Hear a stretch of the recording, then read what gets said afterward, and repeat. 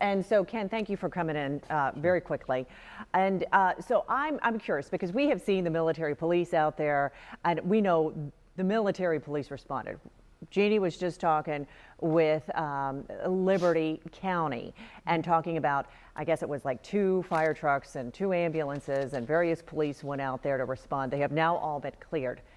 Tell me a little bit about the joint effort to respond together when you have civilian law enforcement working also with military law enforcement. How does that all work when you've got a situation like this? So you got an isolated situation on a military base, so it's pretty much isolated away from the public, away from the community, the outside community. So you want to, and when you realize that you have an active shooter and you've got 5 people that's already been shot, you want to deploy as many resources as you can. Of course, you're going to use the military police because they're right there. Sure. But you want to deploy the outside police as well, which is exactly what they did. You deploy every available resource because, number one, you got a lot of things that you got to do. You've got to find the shooter, get an identity of the shooter so that you make sure you get the right person, number one. Number two, you got to make sure that there are no accomplices, that he may be in collusion with someone else that's shooting. And then you got to care for the injured.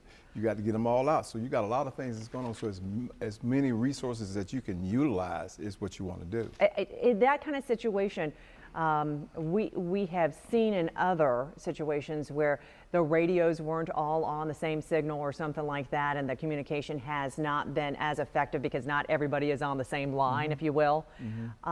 Do you know anything about this particular situation or how challenging that can be? That can easily happen, and it can be challenging at times. However, they train and practice for things like this. So the outside police have their dispatcher talking to the dispatcher that's inside there as well, and they're relaying that information. So they may not be able to talk to one another directly unless they have a designated channel that can go, the military can go to the civilian channel or vice versa. But the dispatchers are talking to each other, and they're getting all the information at the same time. Okay, so with this particular situation, we know the 911 call came in at 10:56.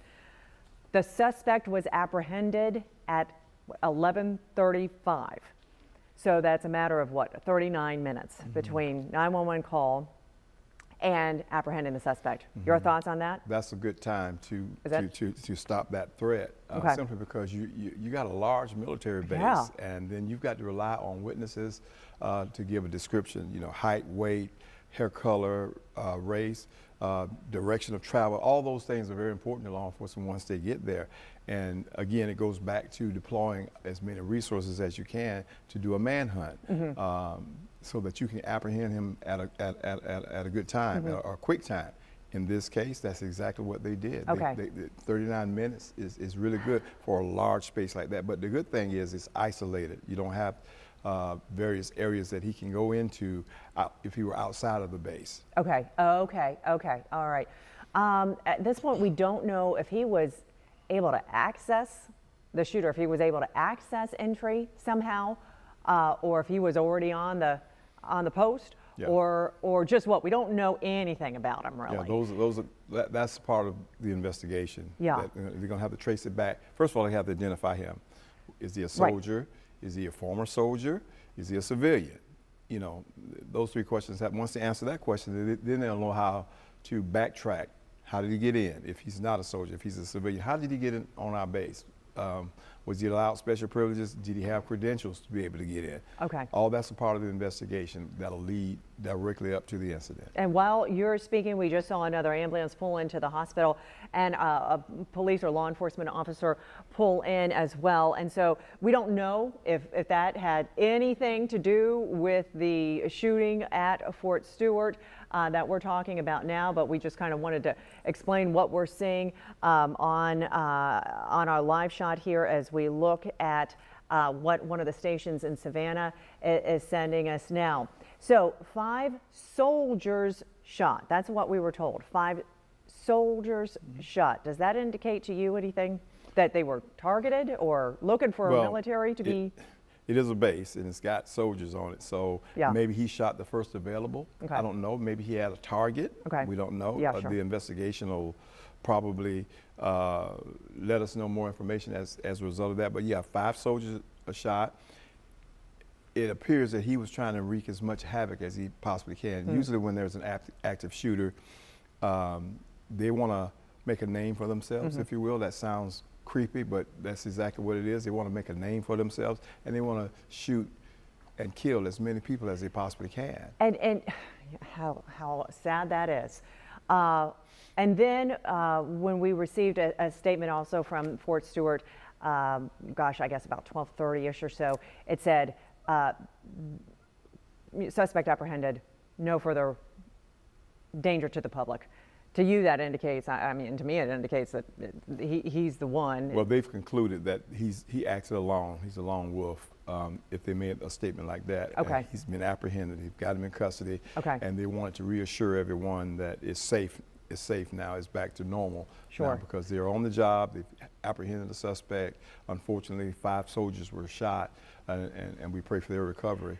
But you have to make a statement like that to assure the public. So that they can lessen their anxiety and let them know that we're in charge. We've got the situation under control, and things are back to normal, so to speak. So Ken, we're watching this in Georgia, and I know a lot of folks here in Jacksonville are probably wondering, well, could that happen here? And certainly could happen anywhere, right? What are the partnerships that take place? Because you've been here a while. So what are the partnerships that exist with local law enforcement and with military law enforcement at our various military posts and bases? And that's a great question. They have multi-agency agreements. Okay. If something like this happens, or when things like this happen, they know exactly how to coordinate. They know exactly how to communicate. They know exactly how to respond. The military knows how the police are going to respond. Those sort of things are practiced from time to time.